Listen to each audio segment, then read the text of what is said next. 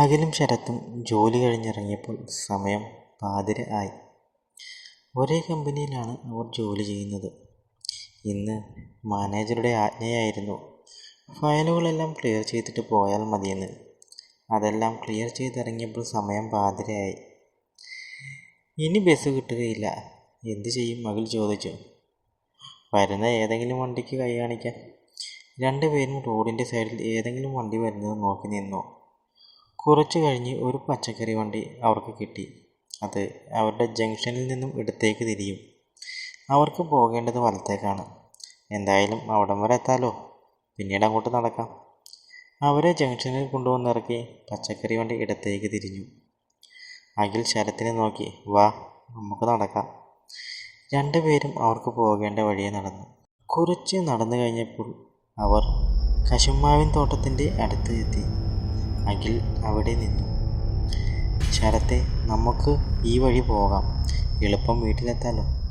ശരത്ത് അല്പം പരിഭ്രമത്തോടെ പറഞ്ഞു. അളിയ, ഈ വഴി തന്നെ പോകണോ? നമ്മൾ നേരെ പോയാൽ കുറേ നടപ്പുണ്ട്, പക്ഷേ ഈ വഴി എളുപ്പ വഴിയല്ലേ? അതൊക്കെ തന്നെ, പക്ഷേ ആ പെണ്ണ് തൂങ്ങി മരിച്ച വീട് നമ്മൾ പോകുന്ന വഴിയല്ലേ? ആ സംഭവത്തിന് ശേഷം പകൽ പോലും ആരും ആ വഴി പോകാറില്ല. ഓരോ അന്ധവിശ്വാസങ്ങൾ അതിൽ പെരുപുറത്തു. ഇവിടെ നോക്കി നിന്നാൽ വീടെത്തില്ല, വാ പോകാം. രണ്ടുപേരും ആ കശുമാവിൻ തോട്ടത്തിലേക്ക് കയറി. ഒരു തണുത്ത കാറ്റ് അവരെ ചുറ്റി വീശിയടിച്ചകന്നുപോയി. മഞ്ഞിന് കാഠ്യമേറിയതുപോലെ അവർക്ക് തോന്നി. കൂരാക്കൂരിട്ട് പാതയുള്ള നിലാവെട്ടത്തിൽ കശുമാവിൻ്റെ ചില്ലകൾ എന്തൊക്കെയോ രൂപങ്ങൾ പോലെ തോന്നി ശരത്തിന്. അഖിലും ശരത്തും ഒപ്പത്തിനൊപ്പം നടന്നു. പെട്ടെന്ന് ശരത്ത് ദൂരേക്ക് ചൂണ്ടി. അഖിലെ, എന്താടാ അത്? അഖിൽ അങ്ങോട്ടേക്ക് നോക്കി. ഒരു വെളുത്ത സാധനം കിടന്ന് കശുമാവിൽ ആടിക്കൊണ്ടിരിക്കുന്നു. അഖിൽ ഫ്ലാഷ് ലൈറ്റ് അങ്ങോട്ടേക്ക് തിരിച്ചു. കണ്ടത് ഒരു വെളുത്ത കവർ കശുമാവിൻ കൊണ്ട് കിടന്ന് ആടിക്കൊണ്ടിരിക്കുന്നു. എടാ, അത് കവറാണ്, അല്ലാതെ പ്രേതമൊന്നുമല്ല. അപ്പോഴാണ് ശരത്തിന് ആശ്വാസമായത്. അവർ പിന്നെയും മുന്നോട്ട് നടന്നു. അവർ ആ പെണ്ണ് തൂങ്ങി മരിച്ച വീടിൻ്റെ അടുത്തെത്തി.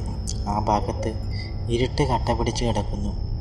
ആ വീടിൻ്റെ അടുത്തെത്തിയപ്പോൾ മൂങ്ങകൾ നേരിയ ശബ്ദമുണ്ടാക്കി. അകലെയായി നായ്ക്കൾ ഓരിയിട്ടു. ആകെ ഒരു ഭീകരമായ അന്തരീക്ഷം സൃഷ്ടിക്കപ്പെട്ടതുപോലെ അവർക്ക് തോന്നി. ഈ സമയം കശുമാവിൻ്റെ കരിയിലകൾ ചവിട്ടി മെതിച്ചുകൊണ്ട് എന്തോ ഒന്ന് അവർക്കരികിലേക്ക് പാഞ്ഞടുത്തു. രണ്ടുപേരും ഒന്ന് ഭയന്നു. ശരത്തിൻ്റെ തൊണ്ടയിൽ നിന്നും ഒരു നിലവിളി ശബ്ദം ഉയർന്നു. അഖിൽ ശരത്തിനെ പിടിച്ചുകൊണ്ട് ആ ശബ്ദം കേട്ട ഭാഗത്തേക്ക് ഫ്ലാഷ് ലൈറ്റ് തെളിച്ചു നോക്കി. ഒരു പെരിച്ചാഴി അവരുടെ ഭാഗത്തേക്ക് ഓടി വരുന്നു. വെട്ടം കണ്ടപ്പോൾ അത് തിരിഞ്ഞ് വന്ന ഭാഗത്തേക്ക് തന്നെ ഓടി. ശരത്തിൻ്റെ വിറയൽ അപ്പോഴും മാറിയിരുന്നില്ല. അഖിലും ചെറുതായി പേടിച്ചു. ശരത്ത് അഖിലിനോട് ചോദിച്ചു, നമുക്ക് വഴി തെറ്റിയോ? അല്ല, രാത്രി ആദ്യമായിട്ടല്ല ഈ വഴി വരുന്നത്. അഖിൽ ശരത്തിനോട് പറഞ്ഞു.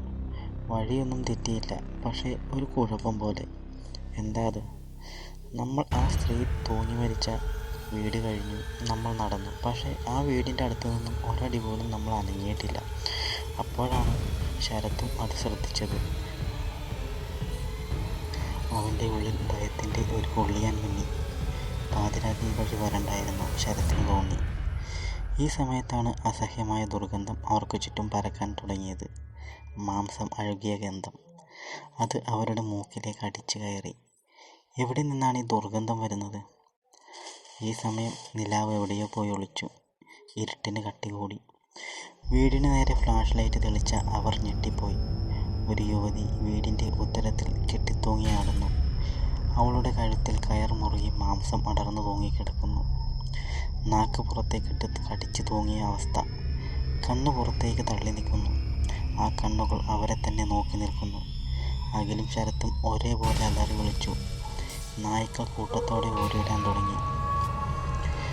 ആ സ്ത്രീരൂപം മെല്ലെ ആടാൻ തുടങ്ങി.